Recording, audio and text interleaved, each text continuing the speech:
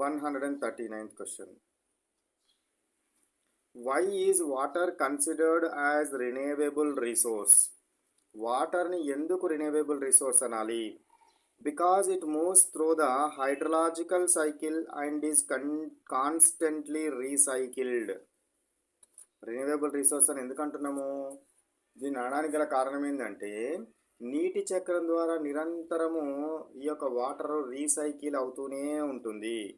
సముద్రాలలో నీరు ఉన్నది. ఈ సముద్రాలలో ఉన్న నీరేమవుతుంది? వాటర్ వేపర్ రూపంలో అట్మాస్ఫియర్లోనికి రావడం జరుగుతుంది. ఈ అట్మాస్ఫియర్లోనికి వచ్చిన తర్వాత ఇవి కండెన్సేషన్ అయ్యి క్లౌడ్స్ని ఫామ్ చేస్తాయి. తర్వాత ప్రిసిపిటేషన్ అయ్యి మళ్ళీ వర్షం రూపం లోపల భూమి మీద పడుతుంది.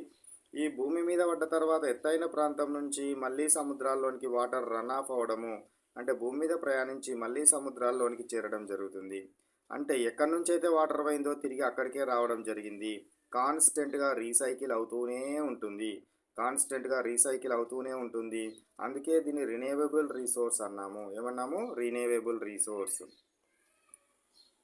Next 140 question. What is meant by infiltration? Infiltration అంటే ఏమిటి?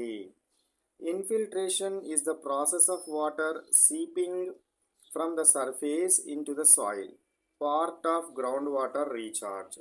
ఇన్ఫిల్ట్రేషన్ అంటే ఏంటి? దేన్ని ఇన్ఫిల్ట్రేషన్ అంటారు? వర్షపు నీరు ఏదైతే ఉందో అది భూమి యొక్క ఉపరితల పొరల నుండి మట్టి పొరల్లోనికి ఇంకిపోయే ప్రక్రియను ఏమంటారంటే ఇన్ఫిల్ట్రేషన్ అంటారు. మట్టి పొరల్లోనికి వెళ్ళే ప్రక్రియను ఏమంటారు? ఇన్ఫిల్ట్రేషన్ అంటారు. నీటి పొరల్లోనికి పెర్కలేట్ అవ్వడాన్ని, ఇంకడాన్ని ఏమంటాము? ఇన్ఫిల్ట్రేషన్ అంటారు. 141 క్వశ్చన్.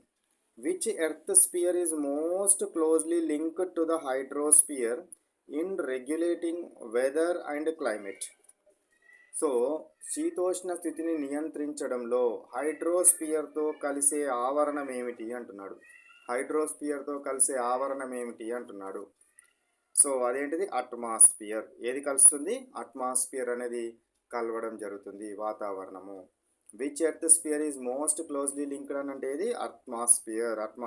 హైడ్రోస్పియర్ తోటి ఎక్కువగా లింక్ అయి ఉన్నది ఏంటిది? అట్మాస్ఫియర్.